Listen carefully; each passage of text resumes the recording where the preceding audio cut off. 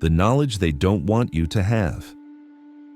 There exists a body of psychological knowledge that is deliberately suppressed, hidden, and kept from public awareness, not through explicit censorship or formal restriction, but through strategic omission. The mechanisms discussed here are known to marketing executives, political strategists, corporate psychologists, and behavioral economists, yet they remain largely unknown to the general population. This is not coincidental. Why? Because understanding these mechanisms would fundamentally alter the balance of power between those who use them and those who are subjected to them. If everyone understood how their minds could be influenced and controlled, the tools of mass manipulation would lose their effectiveness. The system of influence that operates throughout society relies on a carefully maintained asymmetry of knowledge. Those in positions of power understand psychology deeply, while those subjected to influence remain largely ignorant of how they're being manipulated. This exploration is forbidden not because it's false or harmful to know, but because it's powerfully true and deeply threatening to existing power structures. The psychological mechanisms detailed here are being used against you every single day. In advertising, in politics, in corporate environments, in relationships, in social media, sophisticated applications of these forbidden techniques are shaping your beliefs, your desires, your behaviors, and your very sense of self. The reason these techniques are forbidden is simple. They work. They work with remarkable consistency. They work across cultures and demographics. They work on intelligent people and less intelligent people. They work on skeptics who believe they're immune to manipulation. Understanding why they work, understanding the deep structures of human psychology that make them work is the first step toward defending yourself against them. This is the knowledge they don't want you to have. This is what every person should know, but almost nobody does. This is the true architecture of control in the modern world. 1. The subliminal suggestion. Trick bypassing conscious awareness entirely. There exists a level of perception beneath conscious awareness where information can be processed and can influence behavior without consciousness ever registering that anything happened. This is not theoretical. This is documented, measurable, and routinely used in application. Subliminal stimuli are sensory signals that occur below the threshold of conscious perception. They're too quick, too faint, or too obscured for your conscious mind to detect them. Yet your unconscious mind perceives them, processes them, and can be influenced by them. This distinction between conscious and unconscious perception is the foundation of subliminal influence. In the 1950s, a marketing executive named James Vicari conducted an experiment in a movie theater. He flashed the words, "Eat popcorn and drink Coke," on the screen for extremely brief durations, 1/3000th of a second too fast for conscious perception. Yet he reported that popcorn sales increased 58 and Coke sales increased 18 during the experimental period. The story was later disputed, but the underlying principle remains valid. Subliminal stimuli can influence behavior. What makes this forbidden is not that it doesn't work, but that it works too well and operates without consciousness. Consciousness is where you believe you have autonomy and choice. If you consciously see an advertisement, you can choose to dismiss it or critically evaluate it. But if the advertisement is operating at a subliminal level, you have no conscious choice about whether to accept its message. It bypasses your critical faculties entirely. Modern applications of subliminal suggestion are far more sophisticated than simple text flashing. Researchers have demonstrated that subliminal images can influence emotional states, that subliminal sounds can influence purchasing decisions, that subliminal priming can influence voting behavior. The mechanism is always the same. Information is presented below the threshold of conscious perception, processed by the unconscious mind, and influences behavior without conscious awareness. Subliminal messaging operates through several mechanisms. First, it activates unconscious associations. If you're exposed to subliminal images of attractive people paired with a product, those images activate associations between the product and attractiveness at an unconscious level. Second, subliminal messaging can bypass your resistance. If you consciously see a message trying to persuade you, you might resist it. But if the message is subliminal, resistance never has a chance to activate. Third, subliminal messaging can influence your emotional state without you knowing why your emotion changed. What makes subliminal suggestion particularly forbidden is that it's effective even when people know it exists. Simply knowing that subliminal messages are being used doesn't make you immune to them. Your consciousness can't defend against influences that operate below consciousness. The applications are everywhere. Movie theaters flash images of products during previews. Websites use flashing colors or brief images that you don't consciously register. Audio recordings contain subliminal messages beneath audible speech. Political campaigns use subliminal imagery in advertisements. The practice is officially prohibited in some contexts, but prohibition is routinely ignored and difficult to enforce because the technique is so difficult to detect. 2.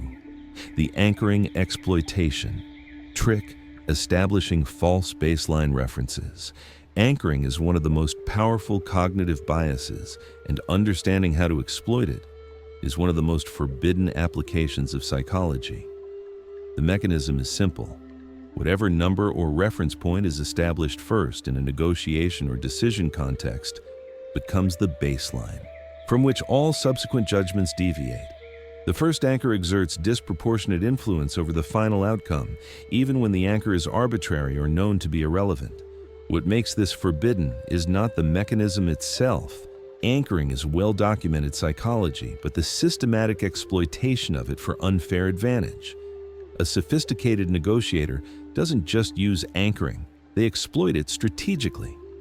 In salary negotiations, the person who proposes the first number has profound advantage.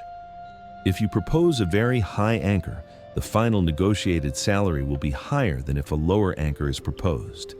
This effect is so powerful that it persists even among people who understand anchoring. Even sophisticated negotiators, despite knowing they might be anchored, cannot fully escape the effect. The forbidden aspect is that you can exploit anchoring not through honest negotiation, but through strategic deception. You can establish false anchors. A real estate agent shows you an overpriced property first, establishing an inflated anchor. Subsequently shown properties seem more reasonably priced by comparison, even if they're still overpriced in objective terms. A retailer displays an item with an extremely high original price slashed to a lower current price, establishing the false anchor that the item is normally worth the high price. More insidious is using anchors based on entirely irrelevant information. Research shows that even random numbers can serve as anchors. If you spin a wheel and it lands on 70, your subsequent estimates will be higher than if it landed on 10, even though you know the wheel is random. The arbitrary number still anchors your judgment. This is forbidden because it allows for systematic manipulation without the victim having clear reason to believe they're being manipulated.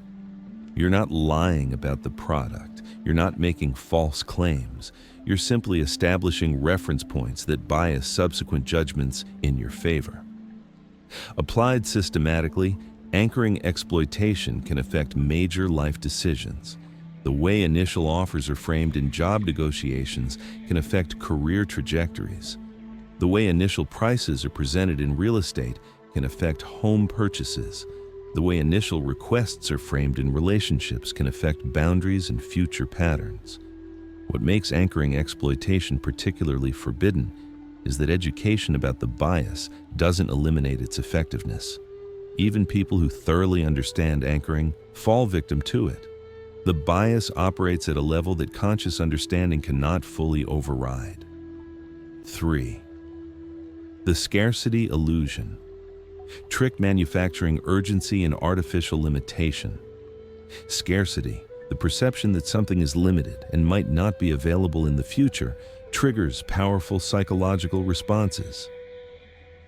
Your brain has evolved to value scarce resources highly because in ancestral environments, scarcity was often real and consequential. Scarce food meant survival advantage. Scarce mates meant reproductive advantage. This evolved mechanism remains in your modern brain, even though scarcity is often artificial. The forbidden application is manufacturing scarcity illusions, creating the perception of scarcity where none actually exists. This is not about exploiting real scarcity, it's about creating false scarcity. Products are labeled limited edition to create scarcity illusions. Online retailers display messages like only 2 left in stock and selling fast to create urgency. Airlines show prices with only 3 seats available at this price to pressure purchasing decisions. Real estate agents tell potential buyers other offers are coming in to create urgency. Dating profiles display active now status to suggest scarcity of opportunity. None of this requires actual scarcity. Limited edition might mean the product will be produced again under a different name. Only 2 left might be refreshed immediately after you leave. Other offers coming in might be fabricated. Active now is just a status indicator, not evidence of scarcity. What makes this forbidden is that it exploits a fundamental feature of human psychology, the scarcity bias for advantage in transactions. You're not providing false information about the product itself. You're manipulating the context to create artificial urgency. The mechanism works because scarcity triggers loss aversion. When you perceive that something might not be available in the future, you experience the loss of not having it more powerfully than you experience the gain of having it. This asymmetry creates urgency that can override careful deliberation. Applied systematically, scarcity illusions can manipulate entire consumer markets. The belief that certain products are rare and valuable creates demand that wouldn't exist if no scarcity illusion were present. This is particularly effective with luxury goods and status symbols, where the scarcity illusion is more important than the actual product quality. What makes scarcity illusions particularly insidious is that they often become self-fulfilling. If consumers believe a product is scarce, they rush to purchase it, which creates actual scarcity. The illusion becomes reality. The manufacturer gets what they want: high demand and high prices, whether or not the initial scarcity was real. 4. The incremental commitment trap. How small steps lead to irreversible paths. The foot-in-the-door technique is well known, but the forbidden aspect is understanding how to exploit incremental commitment to lock people into paths they would never have chosen had they seen the full trajectory at the beginning. The mechanism is that small commitments activate commitment and consistency motivation, which then motivates increasingly larger commitments to maintain consistency. Each step seems reasonable and only incrementally different from the previous step. But the cumulative effect is that people end up far from where they started, locked into a trajectory they would have rejected at the outset. This is systematically exploited in several contexts. In abusive relationships, abuse typically doesn't begin with violence. It begins with small violations of boundaries, controlling behavior, criticism, emotional manipulation. Each escalation is only slightly worse than the previous level. The victim becomes gradually committed to the relationship through small incremental steps. By the time abuse reaches severe levels, the victim is deeply committed and finds it extremely difficult to leave. In debt situations, credit card companies and loan companies exploit incremental commitment. The first charge is small, then another small charge, then another. Each charge seems inconsequential, but the commitments compound. By the time the debtor realizes they're committed to a pattern of debt, they're deeply trapped. In organizational contexts, incremental commitment is used to gradually shift people's values and behaviors toward organizational goals. An employee is asked to do something slightly unethical. It seems like a small thing in the context of their job and their commitment to the organization. They do it. Then, they're asked to do something slightly more unethical. It's only slightly worse than what they already did. By incremental steps, the employee becomes committed to increasingly unethical behavior.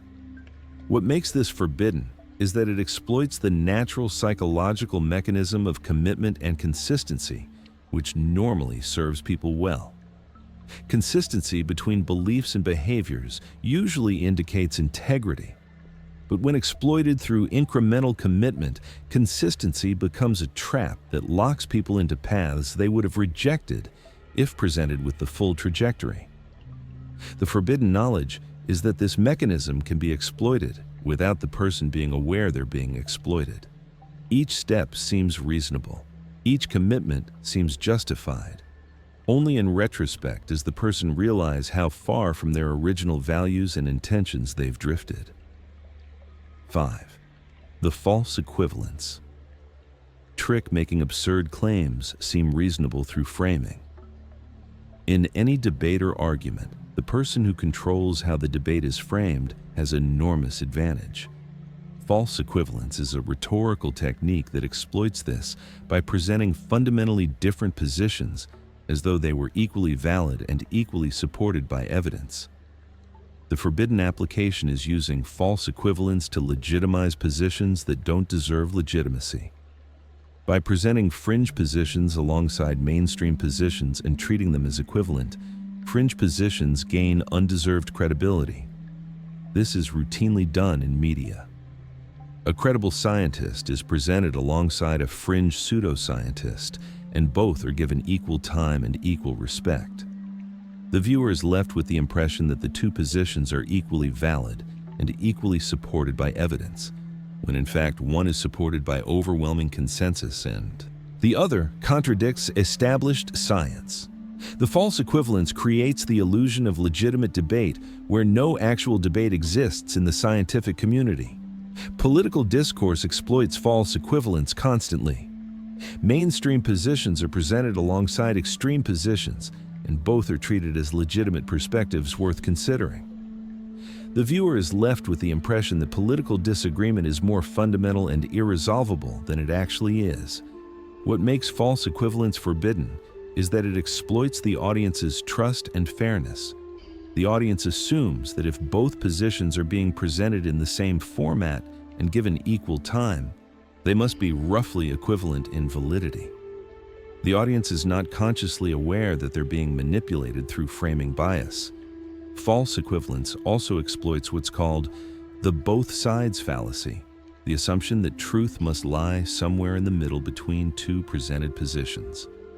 Journalists and media professionals often exploit this by presenting two extreme positions and implying that the truth is somewhere in between, even though one position might be entirely correct and the other entirely wrong.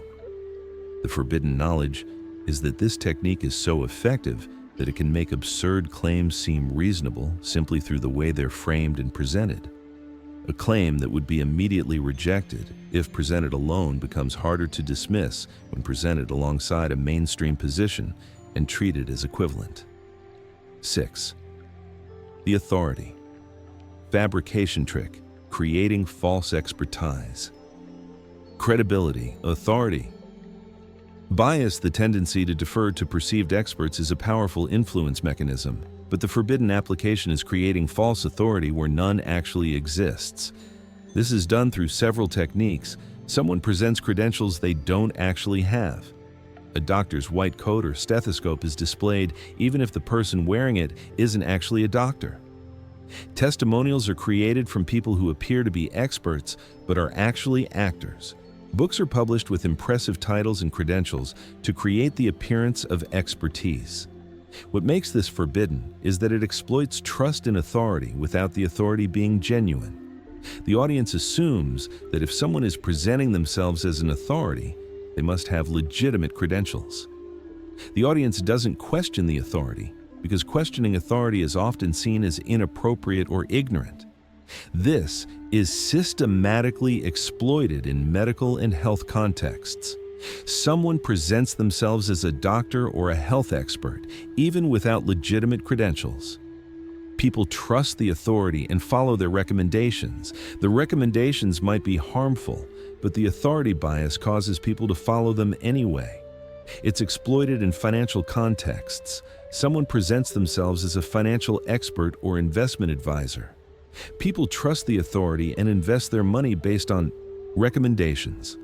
The recommendations might be poor investments, but the authority bias causes people to follow them. It's exploited in political contexts. Someone presents themselves as a policy expert or political analyst.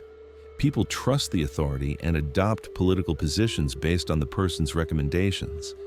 The recommendations might be based on poor analysis, but the authority bias causes people to adopt them. What makes authority fabrication particularly forbidden is that it's difficult to detect after the fact. Once you've trusted someone's authority and followed their recommendations, admitting that the authority was false feels like admitting you were foolish. This creates pressure to maintain belief in the false authority even after evidence of its falsity emerges. 7. The emotional contamination. Triggering emotions to bypass rational evaluation. Emotions are more primitive than rational thought in evolutionary terms. Emotional systems can activate and influence behavior faster than rational systems. What makes emotional contamination forbidden is the systematic exploitation of this to bypass rational evaluation. The mechanism is to trigger strong emotions, fear, anger, disgust, excitement that activate the limbic system and suppress the prefrontal cortex. Once the limbic system is activated and the prefrontal cortex is suppressed, rational evaluation is reduced and people become more susceptible to persuasion. This is done through emotional imagery and emotionally loaded language. Advertisements use fear to trigger purchasing of security products. Political campaigns use fear to trigger support for particular positions. News media uses fear and outrage to trigger emotional engagement. Online content uses excitement and outrage to trigger sharing and engagement. What makes emotional contamination forbidden is that it exploits the natural prioritization of emotions over reason. Your brain is evolutionarily designed to respond to threats with emotional activation that triggers immediate action. But modern manipulation uses this same mechanism for products, political positions, and beliefs that have nothing to do with actual threats. Once you're emotionally activated, your capacity for rational thought is literally reduced. Brain imaging shows reduced prefrontal cortex activation when people are emotionally aroused. This is not a failure of individual rationality, it's a feature of brain design. Emotions override reason when the brain perceives threat or opportunity. What makes this mechanism particularly forbidden is that emotional activation can be achieved without explicit emotional content. Music, colors, social pressure, and context can all trigger emotional activation without consciousness, recognizing that emotion is being deliberately triggered. The forbidden knowledge is that once you're emotionally activated, you can be persuaded to believe or do things you wouldn't believe or do in a calm, rational state. The activation is temporary, but the beliefs and behaviors can persist even after the emotional activation subsides. 8. The personal relevance. Exploitation. Making abstract issues feel personally threatening. Abstract issues are processed by the prefrontal cortex, the part of the brain associated with rational thought. Concrete, personally relevant issues activate the limbic system, the part of the brain associated with emotion and threat response. The forbidden technique is converting abstract issues into personally relevant threats to trigger emotional responding instead of rational evaluation. A political position that's abstract and distant becomes personally relevant when it's reframed as directly threatening to the listener. An environmental policy becomes personally relevant when it's reframed as threatening your job. An economic policy becomes personally relevant when it's reframed as threatening your financial security. A medical issue becomes personally relevant when it's reframed as threatening your health. What makes this forbidden is that it exploits the natural human tendency to respond more strongly to personally relevant threats than abstract threats. Your brain is not designed to respond strongly to abstract statistics. It's designed to respond strongly to immediate, personally relevant threats. Once an abstract issue is converted to a personally relevant threat, the listener's emotional systems activate, their rational systems suppress, and they become susceptible to persuasion toward whatever solution is being offered.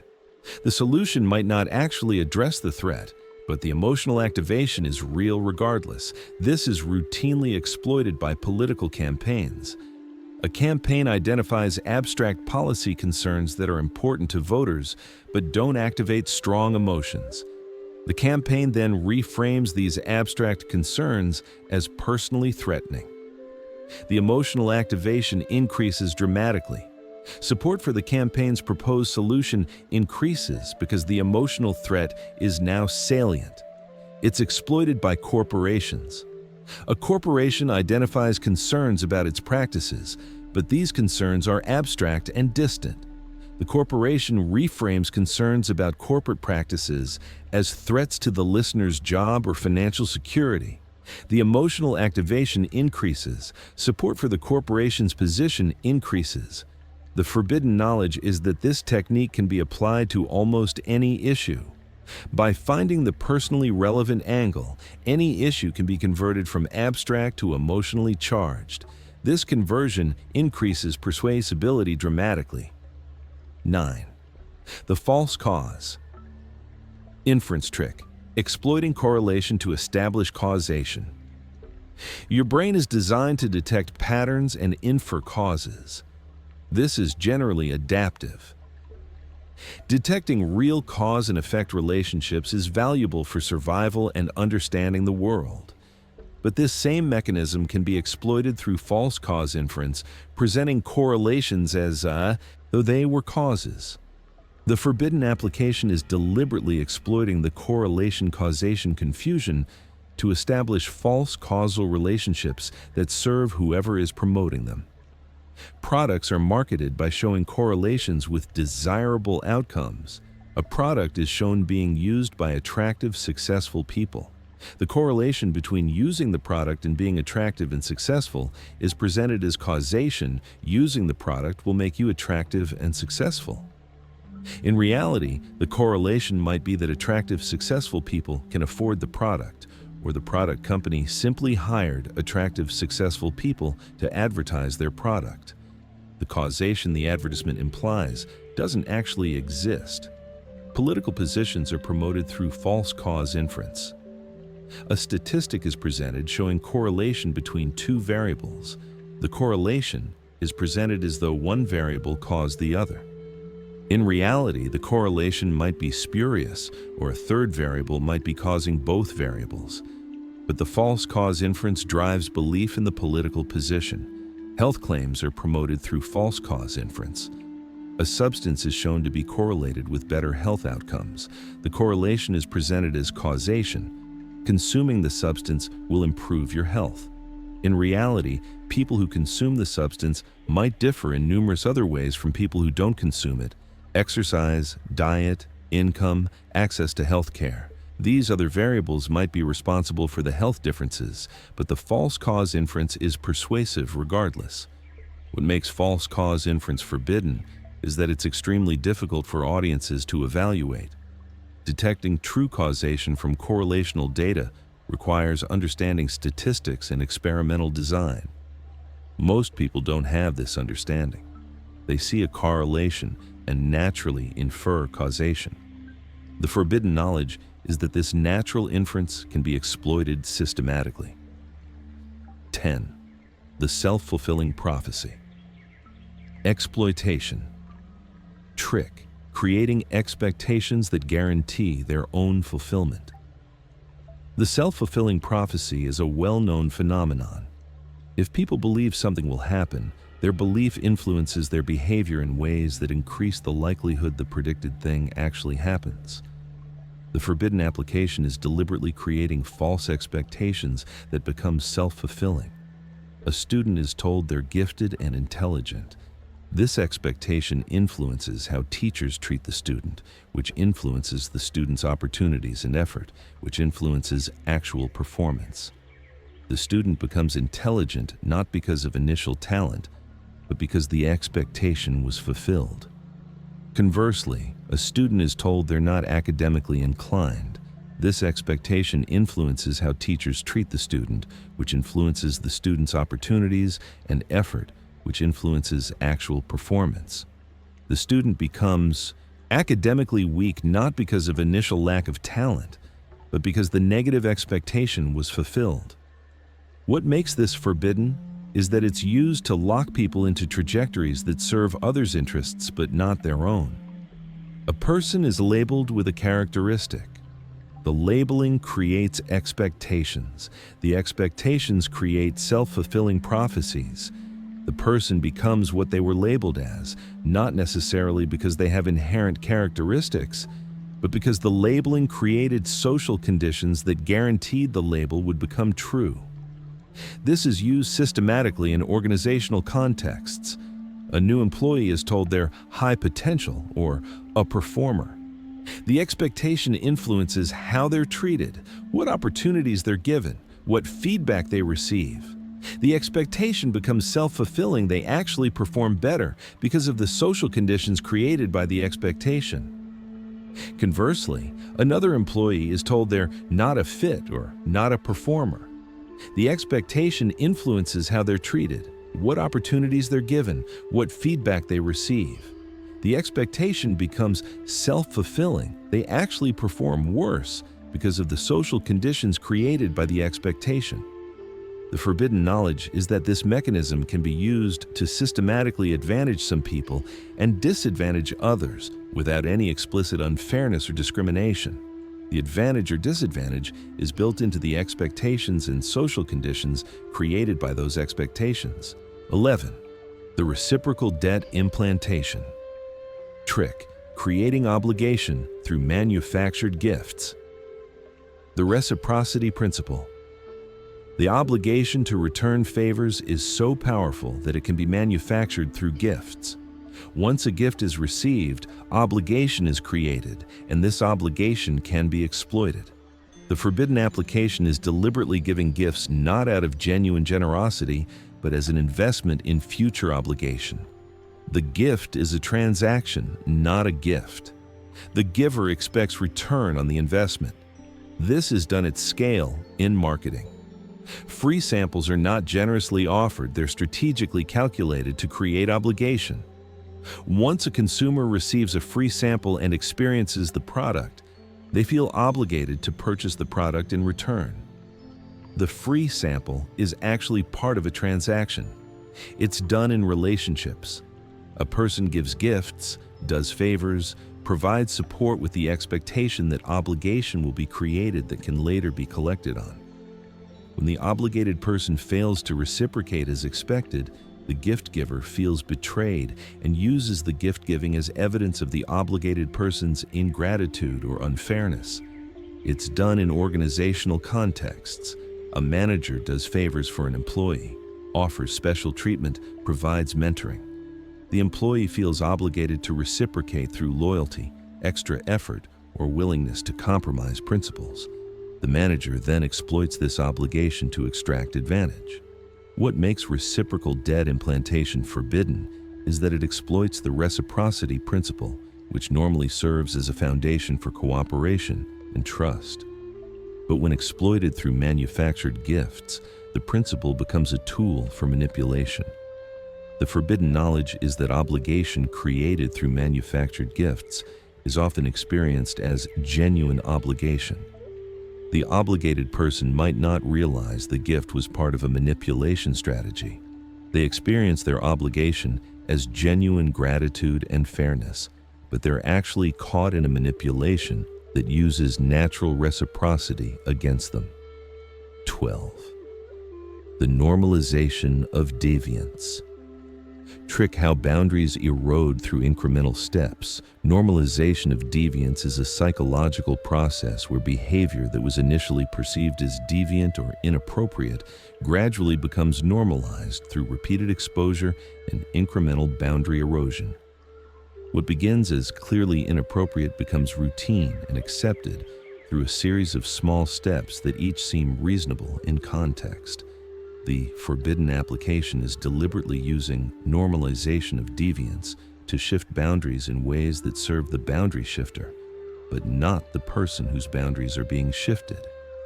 This is done systematically in abusive relationships. Abuse doesn't begin with severe violations.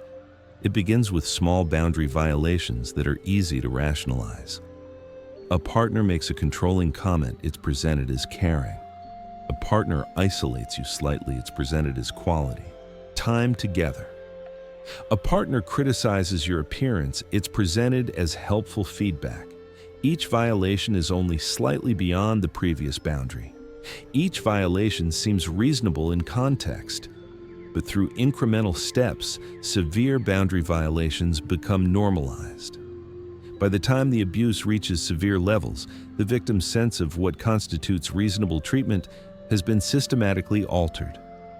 What should be clearly recognized as abuse is normalized as normal relationship dynamics. This is done in organizational contexts. A company asks an employee to do something slightly unethical. It's presented as business necessity. The employee does it. The company asks for something slightly more unethical. It's presented as necessary to stay competitive. The employee does it. Through incremental steps, behavior that would have been recognized as clearly unethical at the outset becomes normalized as standard business practice. By the time the employee realizes how far their ethical boundaries have shifted, they've already committed to the pattern and feel trapped. What makes normalization of deviance forbidden is that it's difficult to recognize in real time. Each step seems reasonable. The entire trajectory is not apparent until significant boundary erosion has occurred. The forbidden knowledge is that this mechanism can be exploited against almost anyone. It doesn't require the victim to be particularly naive or trusting. It requires only that boundaries be shifted incrementally rather than all at once. 13. The flattery and status elevation. Trick manipulating through ego. Stroking people have deep needs for status, recognition, and positive self-image. These needs can be manipulated through flattery and status elevation, making someone feel important, valued, and special. The forbidden application is deliberately using flattery and status elevation, not out of genuine recognition, but as a manipulation strategy. Cult leaders use this. New recruits are told they've been specially chosen, that they have special insight or special purpose. The flattery and status elevation makes the recruit feel special and valued. This emotional reward keeps them engaged and motivated to remain in the group. Manipulative leaders use this. An employee or follower is told they have special talents, special potential, or special importance. The flattery and status elevation makes the person feel valued and motivated to serve the leader. The leader uses this emotional dependency to extract loyalty and obedience. Con artists use this.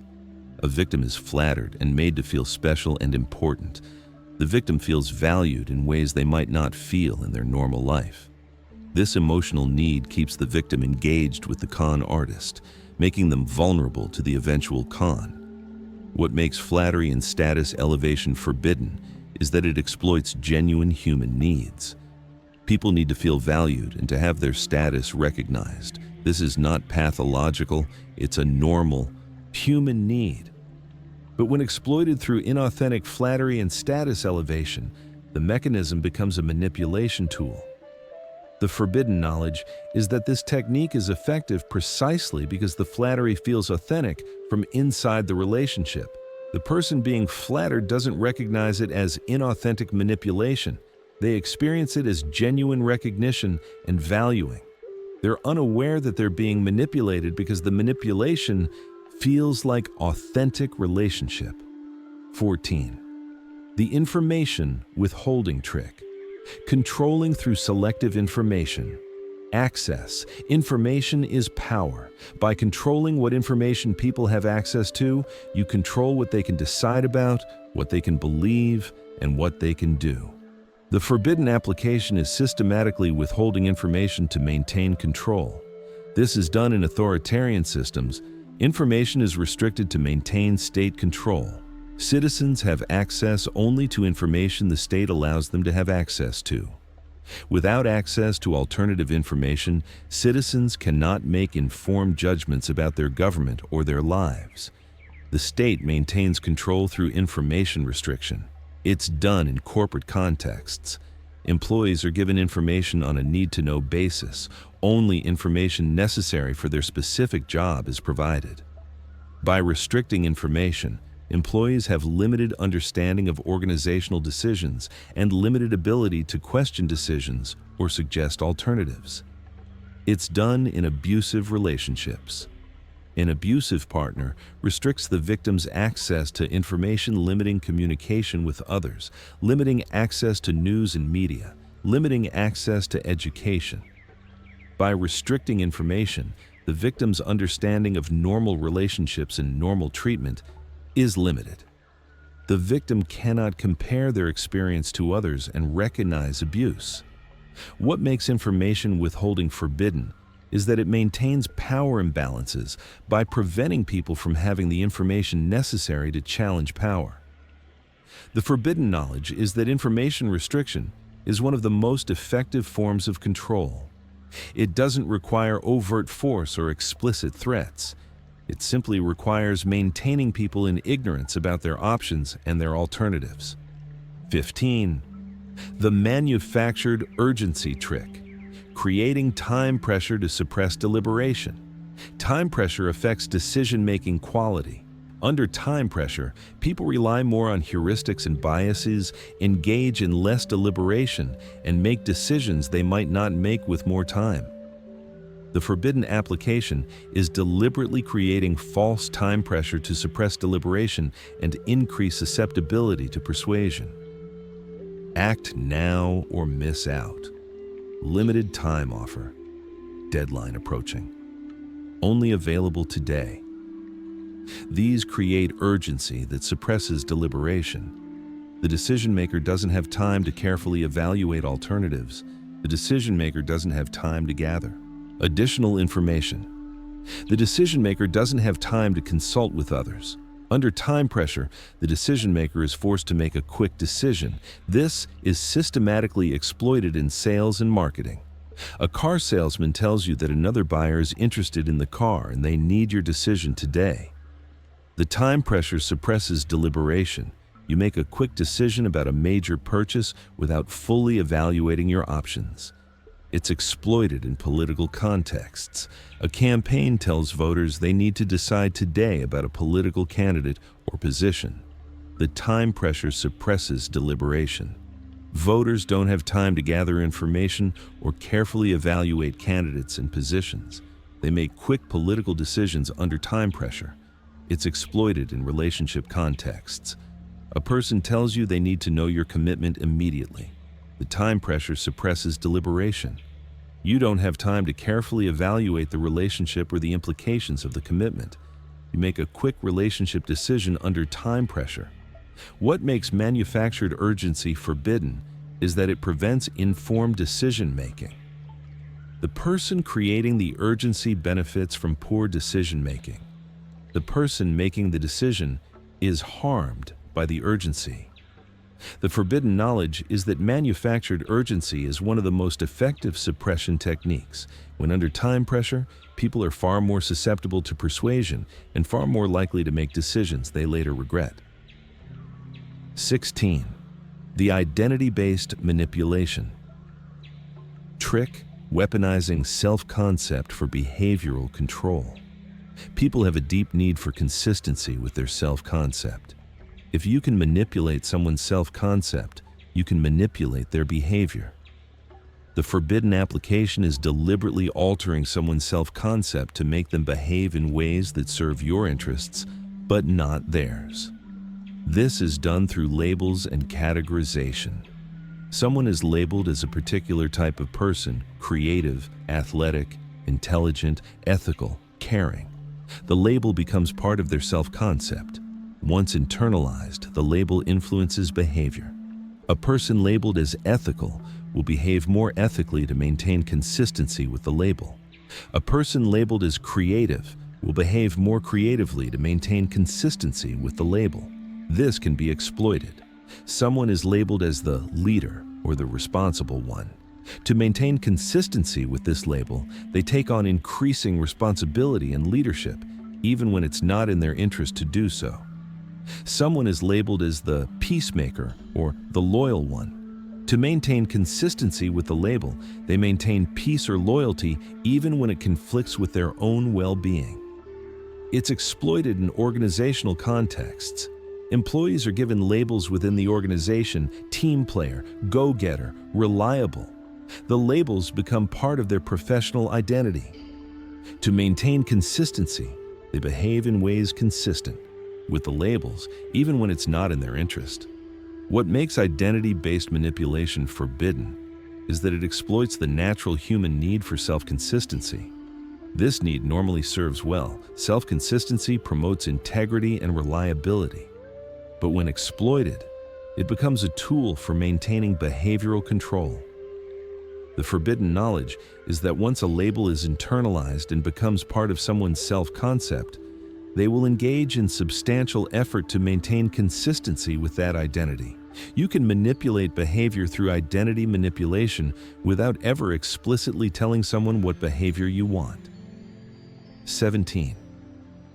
The manufactured consensus. Trick: creating the illusion that everyone believes this. Social proof is powerful. When people believe that everyone or most people believe something, they're more likely to adopt that belief themselves. The forbidden application is manufacturing false consensus, creating the illusion that everyone believes something when actually the consensus is manufactured. This is done through astroturfing, creating the appearance of grassroots support for a position when the support is actually manufactured. Fake grassroots organizations are created to make it appear that ordinary people support a position. In reality, the organization is funded by special interests, and the grassroots support is manufactured. It's done through sock puppet accounts on social media. Multiple fake accounts are created to make it appear that many people hold a particular position. The manufactured consensus creates actual consensus as real people adopt the position because they believe it's already widely believed. It's done through biased media presentation. Media outlets selectively present stories and perspectives that align with a particular narrative, creating the appearance of consensus around that narrative. Viewers believe the narrative is widely accepted because it's presented everywhere. In reality, the consensus is manufactured through selective media presentation. What makes manufactured consensus forbidden is that it exploits social proof by creating false evidence about what others believe. The forbidden knowledge is that consensus can be manufactured without explicitly lying about the consensus. By creating the appearance of consensus through strategic information presentation and manufactured grassroots campaigns, false consensus can be created that influences real beliefs and behaviors. 18. The commitment. Deepening trick: progressively extracting larger commitments through small steps. The foot-in-the-door technique is well known, but the forbidden application is understanding how to design a progression of commitments that each seems reasonable, but that cumulatively lead to commitments the person would never have made had they seen the full trajectory. This is done systematically in various manipulation contexts. A person is asked to make a small commitment. They agree. This activates commitment and consistency motivation. They're then asked to make a slightly larger commitment. Because they've already made a commitment and consistency is operating, they're more likely to agree to the larger commitment.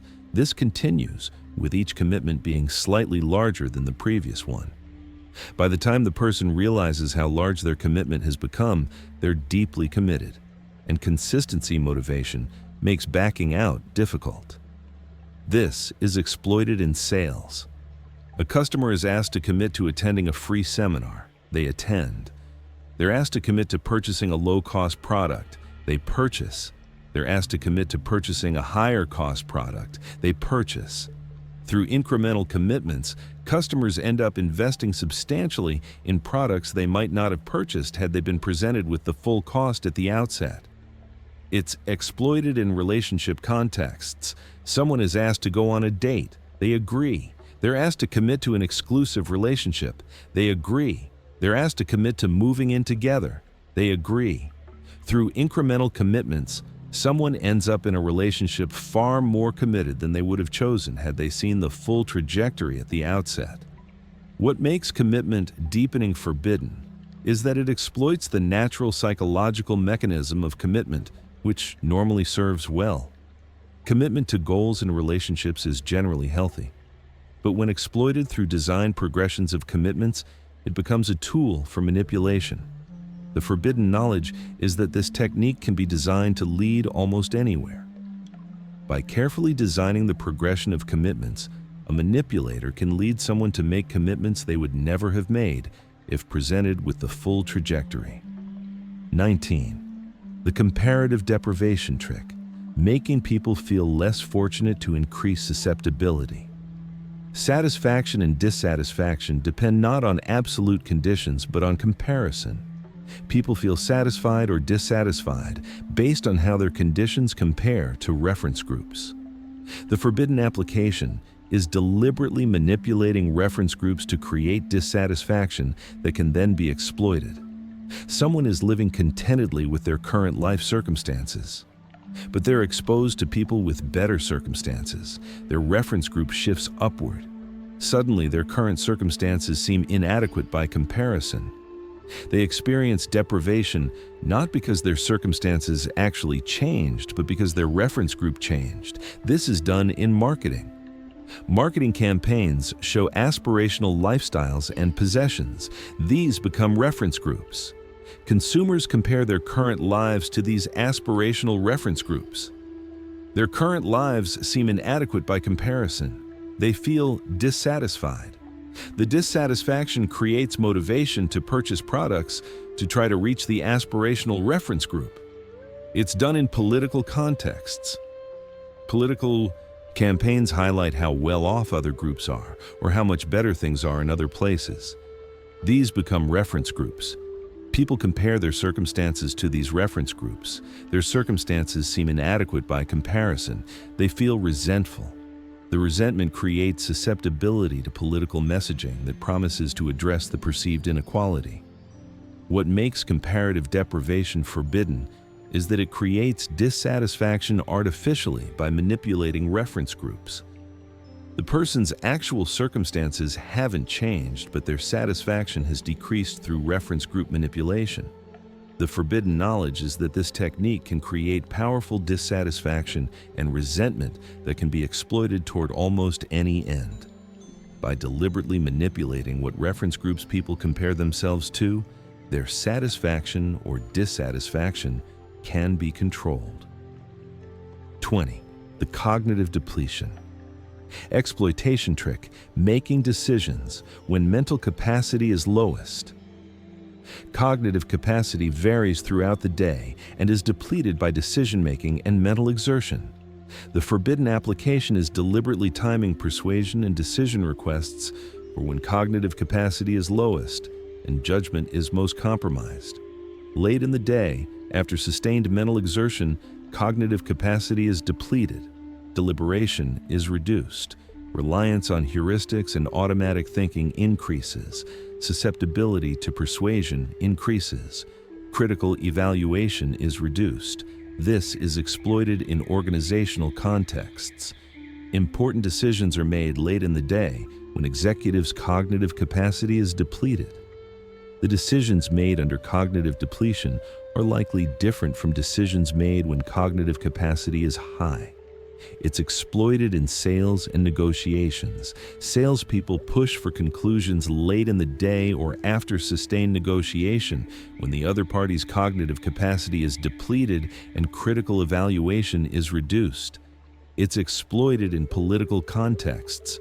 Major policy announcements are made late in the day or Friday afternoon, when cognitive capacity is lower and critical media analysis is likely to be reduced. What makes cognitive depletion exploitation forbidden is that it's timing persuasion and decisions specifically for when judgment is compromised. The forbidden knowledge is that the timing of persuasion attempts profoundly affects their success. Persuasion attempts timed for when cognitive capacity is high might be rejected through critical evaluation. The same persuasion attempts timed for when cognitive capacity is low are far more likely to succeed. 21. The dehumanization exploitation. Trick reducing empathy through psychological distancing. Empathy is the ability to emotionally understand and relate to others. When empathy is reduced, moral inhibitions against harming others are reduced. The forbidden application is deliberately reducing empathy through psychological distancing so that people become willing to harm others or support harm against others. Dehumanization, describing outgroup members in dehumanizing language, depicting them as animals or less than human, reduces empathy. Once empathy is reduced, people become willing to engage in violence or support violence against the dehumanized group. This is done systematically in propaganda. Enemy groups are described in dehumanizing language. They're depicted as vermin, animals, or inhuman creatures. As empathy toward the group is reduced through dehumanization, people become willing to support violence against the group that they would not have supported if the group remained empathically understood as human. It's done in organizational contexts. Outgroups within organizations are described in dehumanizing language: liars, cheaters, backstabbers. As empathy is reduced, people become willing to treat these groups unfairly or to support unfair treatment that they would not have supported if empathy remained intact. What makes dehumanization exploitation forbidden is that it systematically reduces empathy to make people willing to harm others. It exploits the natural psychological tendency to reduce empathy toward outgroups and turns this tendency into a tool for enabling harm. The forbidden knowledge is that dehumanization is one of the most effective techniques for overcoming moral inhibitions against harming others. By reducing empathy through psychological distancing and dehumanizing language, people can be made willing to support or engage in violence against groups that would normally trigger moral inhibition. 22. The selective evidence. Cherry-picking trick, presenting only data that supports a predetermined conclusion. Confirmation bias, the tendency to seek, interpret, and remember information that confirms existing beliefs, is a natural cognitive tendency. The forbidden application is deliberately exploiting this by selectively presenting only evidence that confirms a particular conclusion, while suppressing evidence that contradicts it. A researcher presents only studies that support a particular conclusion while ignoring or dismissing studies that contradict it. Readers naturally accept the conclusion because they're presented with only supporting evidence. They're unaware that contrary evidence exists because it's been suppressed. A politician presents only statistics that support a particular position while ignoring statistics that contradict it. Voters naturally support the position because they're presented with only supporting evidence. They're unaware that contrary statistics exist because they've been suppressed. A company presents only information that supports a product or company position while suppressing information that contradicts it. Consumers naturally support the product or company because they're presented with only supporting information. They're unaware that contrary information exists because it's been suppressed. What makes selective evidence presentation forbidden is that it exploits confirmation bias to create false impressions about the evidence supporting a position. The forbidden knowledge is that by carefully selecting which evidence to present and which evidence to suppress, an entirely false impression of evidence can be created. The presented evidence can be entirely truthful, but by suppressing contrary evidence, a false conclusion about the overall evidence can be created. 23. The fear escalation. Trick progressively amplifying threats to maintain control. Fear is one of the most powerful control mechanisms, but fear habituates people become accustomed to fear signals and stop responding to them. The forbidden application is progressively escalating threat magnitude to overcome habituation and maintain fear and therefore control. Initial threats are presented. People respond with fear and compliance. But as habituation occurs, people stop responding as strongly to the initial threats. Threats are escalated to overcome habituation and maintain fear. People respond to the escalated threats with fear and compliance. But habituation occurs again. Threats are escalated further. This is done in abusive relationships. Initial abuse creates fear and control. But as the victim habituates to the abuse loses its controlling effect. Abuse is escalated to overcome habituation and maintain fear and control. This cycle continues, with abuse escalating progressively. It's done in political propaganda. Initial threat narratives create fear and support for political positions. But as habituation occurs, the threats lose their persuasive effect. Threat narratives are escalated, exaggerating threats, introducing new threats to overcome habituation and maintain fear and therefore political support. What makes fear escalation forbidden is that it requires progressively creating worse conditions to maintain control. By exploiting habituation dynamics, a manipulator can create progressively more severe harm and still maintain control through fear. The forbidden knowledge is that this mechanism can lead to extreme outcomes if not interrupted. Because habituation creates a need for escalation, and escalation creates conditions for further habituation, requiring further escalation. The cycle can continue indefinitely, with harm progressively worsening. 24. The narrative replacement trick, rewriting history. Through repeated narration, memory is not a recording of events. It's a reconstruction shaped by current beliefs, current narratives, and current goals.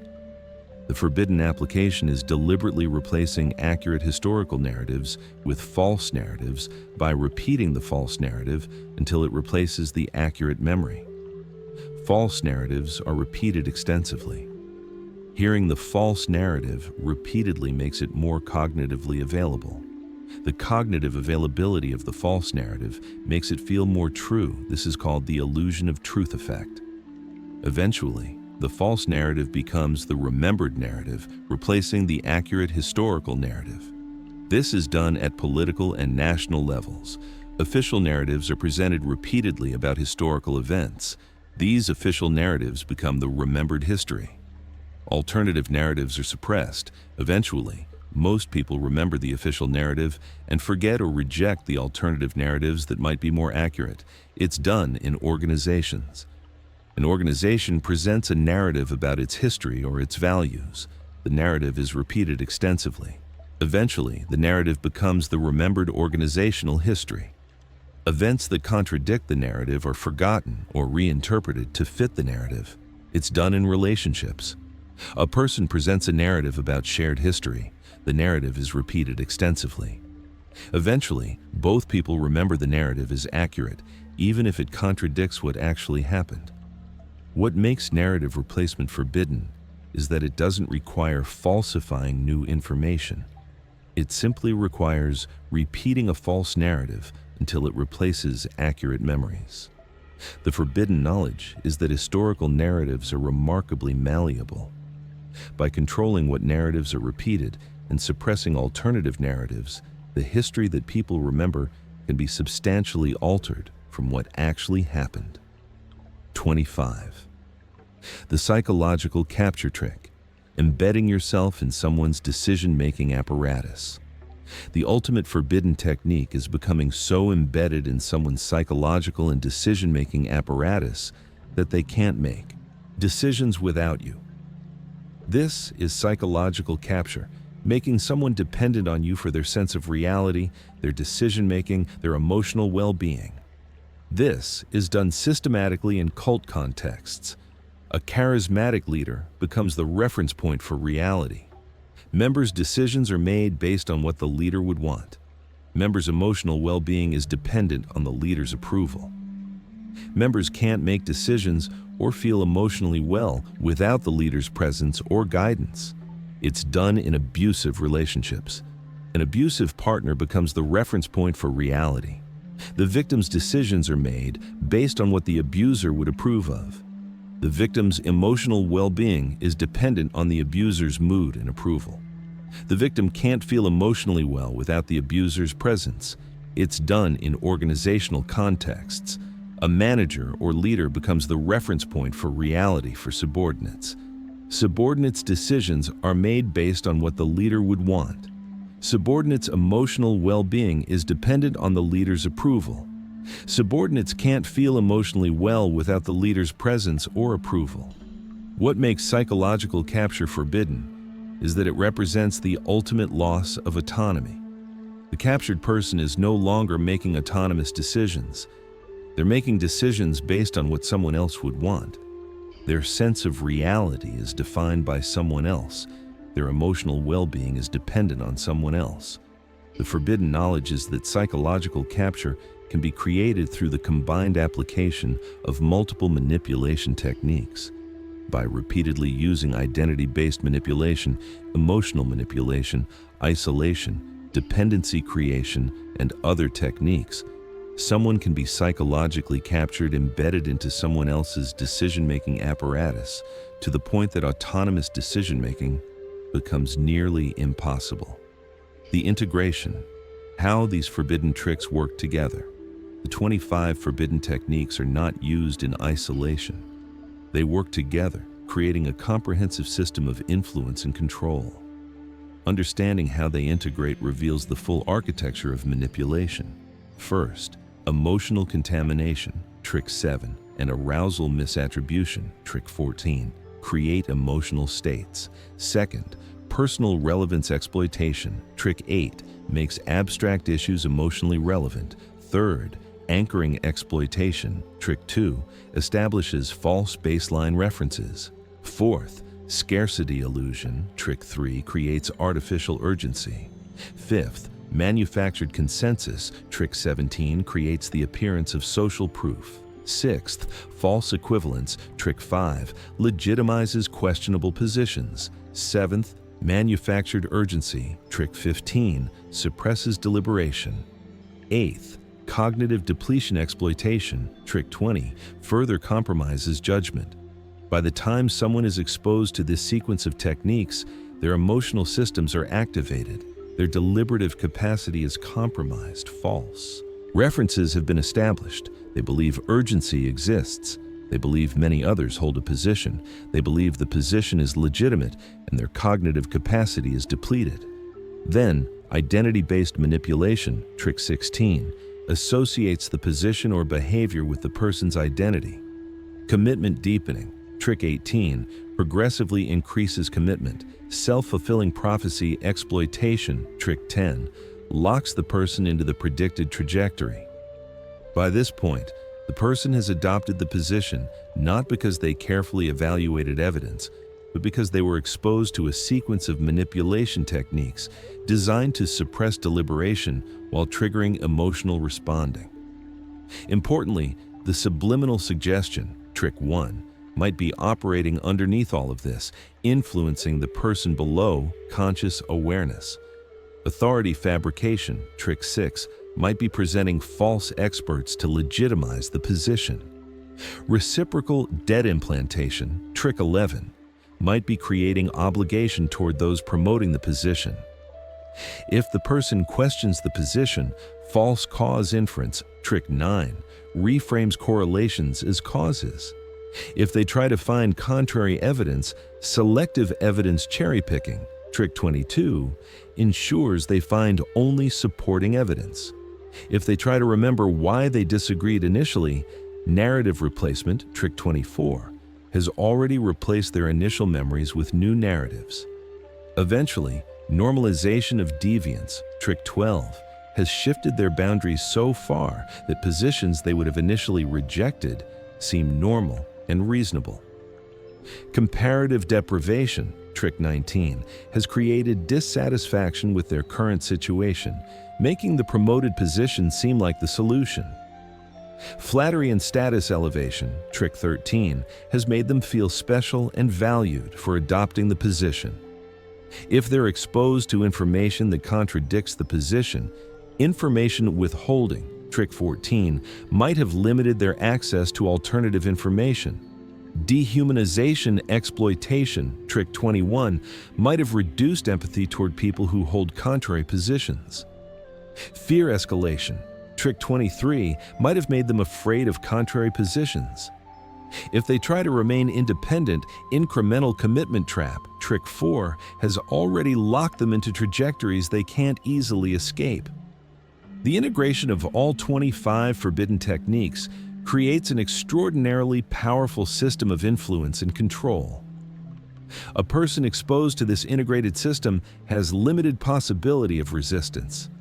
Their emotional systems are triggered, their deliberative systems are compromised, their sense of reality is shaped by false information, their identity is invested in the position, their memories have been replaced, their boundaries have been eroded, their alternatives have been eliminated, and their sense of well-being has become dependent on maintaining the position.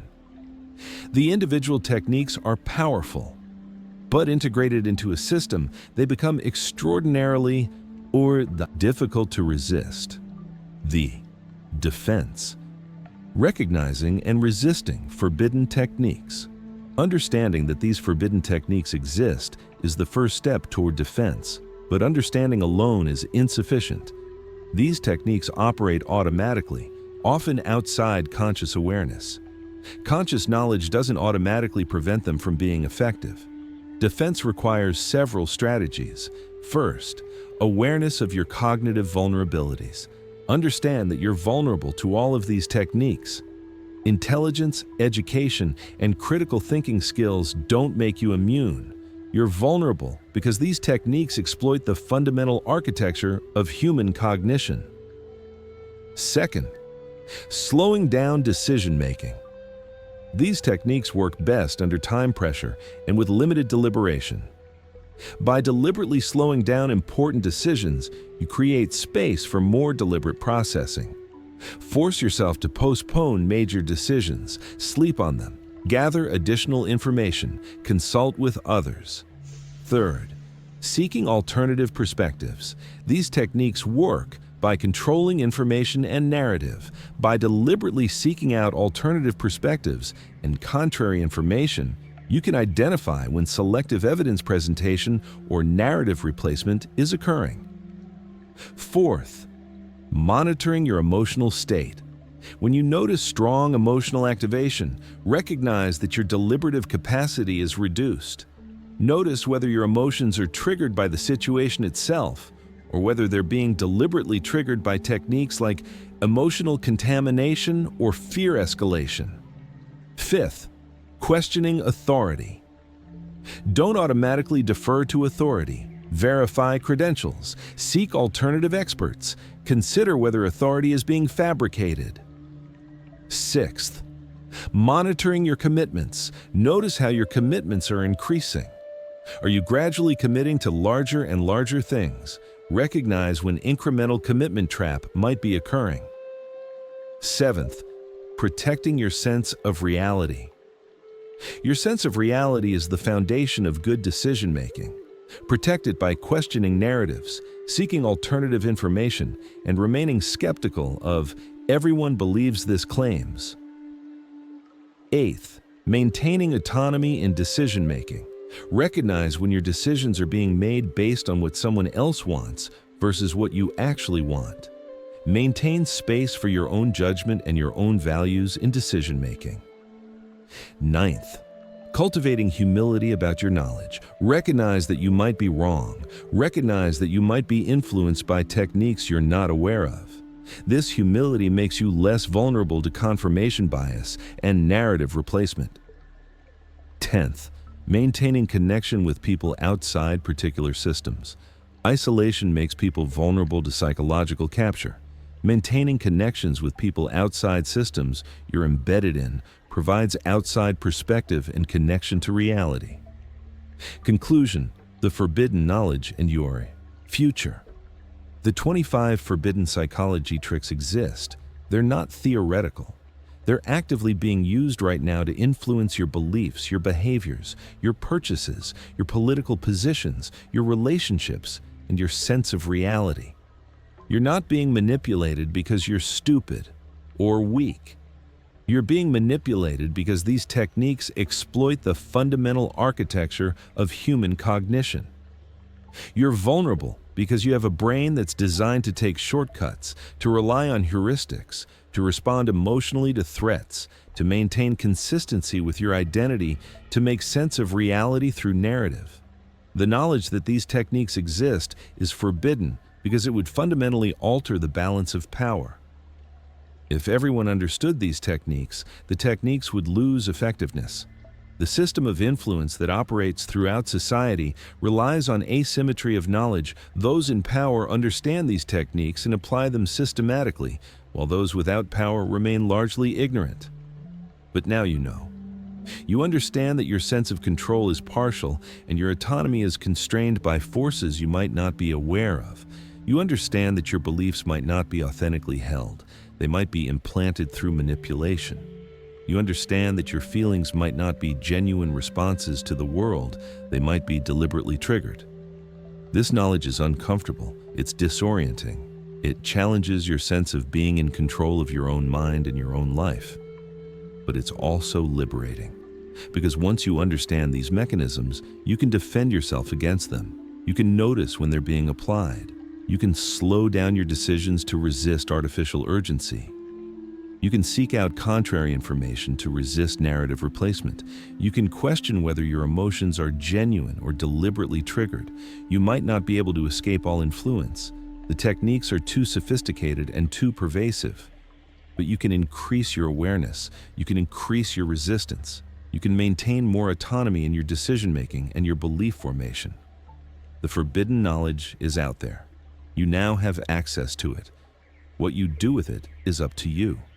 Will you use this knowledge to defend yourself against manipulation? Will you use this knowledge to help others defend themselves?